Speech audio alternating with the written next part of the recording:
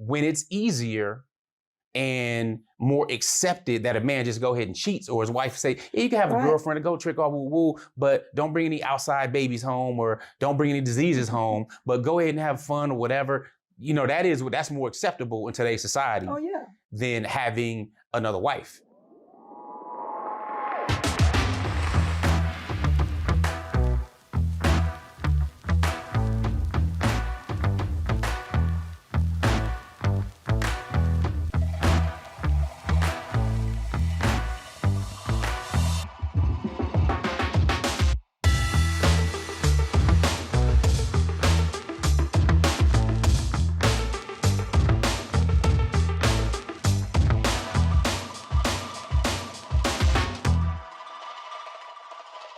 Assalamu alaikum, peace. I'm Coach Nazir. And I'm Coach Nyla.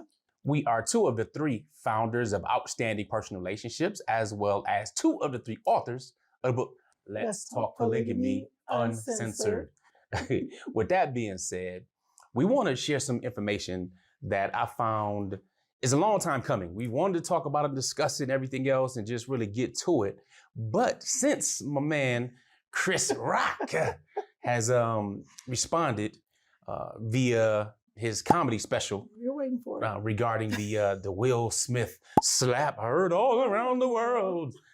It's important for us to really discuss, because when we talk about masculinity and we're talking about men as being the qawamun, or the protectors and the maintainers of women and so on, there are two very distinct terms, one in English and one in Arabic. All right, the Arabic term, dayuth. A dayuth is related to a man who has no shame regarding his wife or female family members, sisters, aunts, mothers, whatever. No shame regarding them at all, regarding any type of shyness, any type of protection. There's nothing with that. Really a punk, if you will. And the English term for something like that, especially dealing with, you know, the Will Smith and Jada entanglement debacle stuff, in English, that's known as a cuckold. Yep. So, and people call them a cuck or a cuckold. So yeah, those definitions really apply in the situation. However, when I look at it, I see that there's an entire war, an entire agenda behind it. So with the emasculation of men, it doesn't matter if you're talking about clothing wise, what they're wearing, what they're promoting, this soft, weak, and there's another term for it in English that I come from, and for at least for my generation, growing up in the 90s, is bitch-assness. Yeah, I say bam. You know, so there's some things that go along with that. But let's dig a little bit deeper into it, because there's been a fight against it for a while. Even brothers like Andrew Tate. You know, not just our Muslim brother, but Andrew Tate's another black man. Yeah, he's black for those you don't know. Right. His daddy from Shy.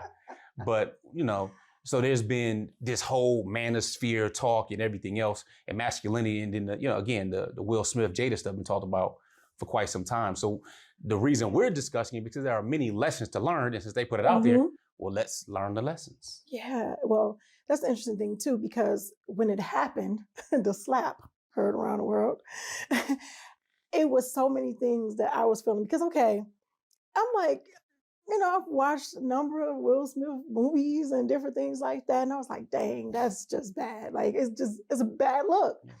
And when you really look at it, I was like, oh my gosh, he was laughing at the joke at first. And then next thing you know, this slap happens. And I was like, how the heck did that happen? So I looked at it as this manipulation tactic on his wife. Not saying not to disregard what he, you know, that's his responsibility. He still shouldn't have did it. But my thing is that we have to be careful of who we are married to or in a relationship with, and these different things like that, because it's been a long time coming, you know, with the whole entanglement thing. And I really do feel like what's been a long time coming? Will just kind of, I guess, reaching a breaking point, so to speak, but I feel like he went off on the wrong person. And I think that is another part of the BAM thing, when you go off on the wrong person, and because and she even emasculated redirecting your so energy. Much. That's the same thing. Somebody gets upset at work, their boss says something, and they feel like a punk, but then they come home, hit the dog, beat the wife, beat the kids, or vice versa. You know what I'm saying? So yeah, it's redirected anger. I mean, that's basically what Chris Rock was saying. Like, look, I ain't do this. but you chose to pick on me. Me, right. You know what I'm saying? So yeah, that's really, as in Chris said in his, I think it was a good response. You know, listen, people got to speak what they feel and share it. Now, again, he's a comedian, so the comedy and everything was behind it. But when people say there's truth in jest, it was a bitch move. Yeah. The interesting thing is, at first, I was nervous about Chris speaking out the way he did, because I was like, I don't want it to seem as though that, and I was just, it got anything to do with me. I'm just saying that when he spoke about it, it made me nervous about where it may seem like, okay, now you whining about it, and now you complaining and, just dragging it all out. But then I was like, I watched it, and I watched it, I was Chris like, got paid $40 million from Netflix. But my thing he was, cashed in on it. But the way he did it, and I like the way he did it, because he didn't go all in like they making it seem, or I guess it's supposed to be Jada's camp supposed to be talking about how he's obsessed with her and that's why and da-da-da. So that's the interesting thing where, no, for one, he's a comedian, even with the joke that he made during the Oscars and even jokes he made before. I remember one of the comedians, I don't remember who it was, but it's like, if you're not being talked about, then you should worry because you're irrelevant. So now you having a problem with me saying something. And the joke wasn't even anything to get mad about, but I guess now they're talking about because it was about her health reasons. And nothing to do with that. Because exactly. she clinically diagnosed. Regardless, I don't want to get into that part of it, because I want to talk about how the blowback affects and really gets to the core of masculinity, because that's not masculinity. What was done wasn't. No, it wasn't. So, and I don't believe in a term called toxic masculinity. There's no such thing. Right, I don't. But what was lacking, or what happened, was toxic in and of itself. Yep.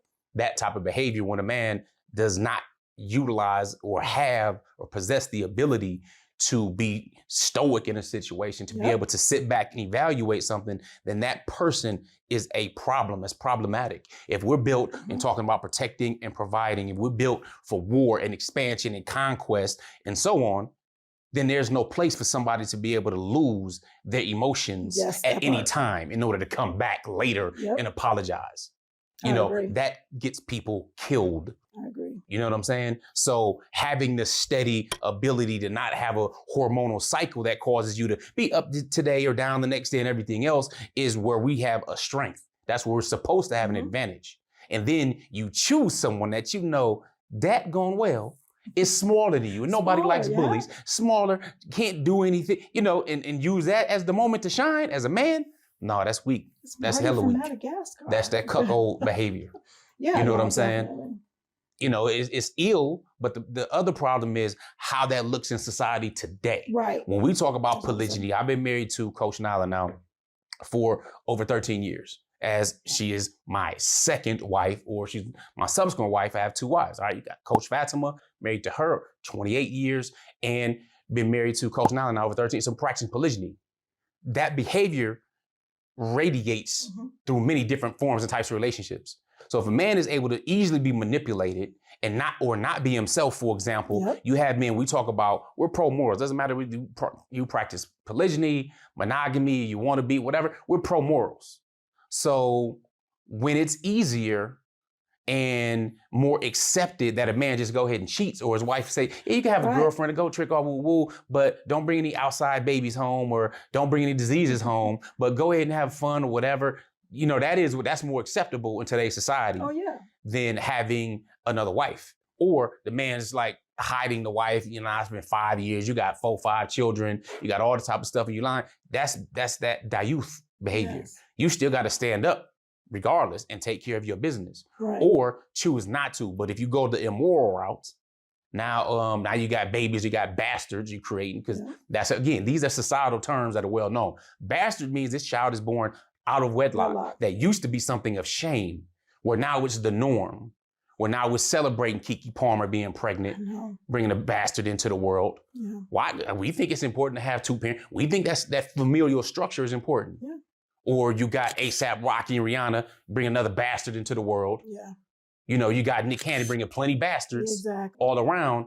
And all that's showing is that there's a lack of respect for the family structure, which is supposed to be the foundation. Yep. And if we have a question of what's a man or what's a woman, or you need to know a pronoun, then something ain't being done right. Exactly. Or you don't know you a victim of that war and that propaganda. Right. Yeah. That was crazy. Like you unpacked a lot of things what you just said. And my whole thing was on this whole manipulation part. And when you even brought up about the man still has to be, him. He still has to stand in his own masculinity and not let the manipulation of the women around him, and i.e. could be his wife, to damage and destroy his character. Because that's what I felt about the slap when it comes to Will Smith, and Chris Rock, also in the different, even with different clients and stuff that we've coached, and comments that have been in our inboxes about women who are being divorced because the husband is now saying, well, my wife can't deal with it, or I can't deal with her being feeling this way, so I'm going to divorce you. Or, like, this other person is expendable, like, they're disposable, they have no feelings, no emotions. That one person who sent in a comment stated that she left her job because he said that he would, what a husband would do, protect, provide. But when you're not protecting, the entire family structure, then what does that look like? What does those things look like? That look weak. I mean, again, so even when it comes to polygyny, we're talking about manipulation by wives. All right, whether that's the first wife throwing temper tantrums and fighting and all that kind of stuff. And you knew this as a man, you already need to be evaluating from beforehand, from the time you decide or you have the idea, there all the way through. You know what I'm saying? You as a man, supposed to be the one of strategy, supposed to be the one that's level-headed, supposed to be the one that's able to lead. All right. So whether or not you did it, and then now you feel repercussions, you already knew beforehand there's likely going to be something. Exactly. So you decide to address it head on, which we suggest is best practice, or you do that shortly thereafter or what have you, but it still needs to be addressed because now you're dealing with another human. And what happens is your character, who you are, all of a sudden, well, I'm going to divorce you because, you knew, so forget you. This is somebody else's life that likely you've already, been intimate with. Exactly. You know what I'm saying? It just pushed it aside. Or you have the manipulative subsequent wife that wants to come in thinking, oh, I'm going to take over. Well, I'm the new shiny thing. So I'm this. He's going to like me better and all that kind of stuff and come in. Listen, we got examples. We as Muslims, we got examples from the best human to ever live, alayhi salatu wasalam. We had a situation where even though he's married to multiple women, the wife that was his favorite thought she was his best, which was incorrect. And then the Prophet alayhi salatu wasalam had to let her know she wasn't. Exactly. She got the picture. She understood. You know what I'm saying? She couldn't compare to our mother, Khadija, radiallahu anha. You know what I mean? So that type of ego and these types of things are challenges. Or you go into Surah Tahrim, the very first ayat is discussing this, where the Prophet ﷺ wanted to please his wives. And, emotion, they didn't like some stuff that he did. That was halal, that was fine. But Allah Ta'ala corrected that behavior. You know what I'm saying? So there are many different steps because Islam, or for example, your creator and who you are, doesn't care about the outside stuff. As a man, you just step up and be a man to lead. That means you have to have emotional intelligence, have to have this leadership ability. You have to know when somebody's trying to play you, or at least have an inkling of that. Just the whole fact that these people, Will and Jada, at the end of their thing, talking about bad marriage for life and all that kind of stuff. We ride together, we die together. Bad marriage for life. And everything else speaks to deep-seated issues that they need to work out, period. Exactly. Seeing her whole issue when it came to marriage and not want to be married, and his whole thing of not wanting to ever let go no matter what she does and will accept anything, and then putting stuff out into the public and being used for views. That's, it's shameful. Again, cuckold, dayuth, bitch made. That's what it says to me. Yeah. But when I see brothers who are attempting to practice polygyny, look, there's certain characteristics, there's certain hits you're going to have to take. That happens. You're a provider, you're a protector, you're a hunter, you one that expands. There's hits that you're going to have to take. There's going to be things that you're going to have to deal with as a man. It's your duty to move forward. It's not supposed to be easy. Exactly. I think what a mentor said a while, he's like, don't wish it was easier, wish you were better. Indeed. So get better. Challenging yourself, stepping up to the next level. All right. Those are the type of things that are attractive. That's the thing too, when you were talking about that and stepping up and being a leader. You think about, men and and the crazy thing is I'll say strong men or masculine men or the masculine men. And I was like, I shouldn't have to say masculine men. That should actually not even be a term. It seemed like it's redundant. Right. You know, you say men, supposed to automatically see that, you know, men are supposed to be masculine. But the thing is too, to stop the manipulation, you have men being too afraid to say something or to put people in their place, you know, or put wives in their place. It's like, well, you know, she may leave me, or she may take the kids, or she may do these different things. So, or I might look like the bad guy, you know, so I don't want to look like the bad guy. And you see that all around the board, whether it's in monogamy or polygyny, that they don't stand up enough. And now it's gotten to a point where women act like they're just ruling everything. And, you know, it's like, it's what I say. And if it's not what I say, when I said it, how I want it, when I want it. It's that whole switching and reversing of roles. Yeah. We believe in gender roles fully. Yeah, definitely. You know what I'm saying? If the man's going to lead the family, he's supposed to lead the family. That's what we feel. The man is the imam, the leader of the family, right? And you're responsible for your family. Those roles aren't switched. There's a supportive role, then there's a primary role. The primary role is supposed to be the man has these rules and responsibilities. Mm-hmm. You don't follow that, that's your business. The duty. But we do. Yes. You know what I'm saying? Because when it comes down to it, at its bare primal level, when you're talking about an attack, when you're talking about protecting the fam, those are the men that get out there. Mm-hmm. Not those who feel like something. I feel like a man today, because I haven't heard that one.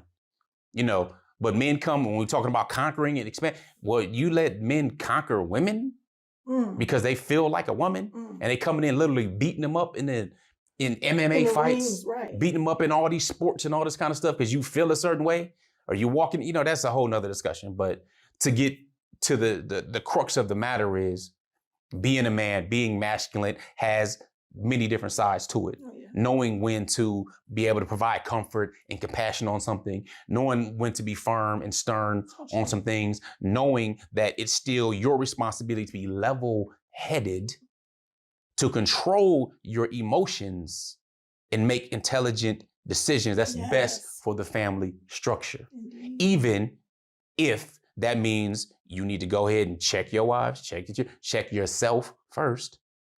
And also recognizing, look, there may be an end to it.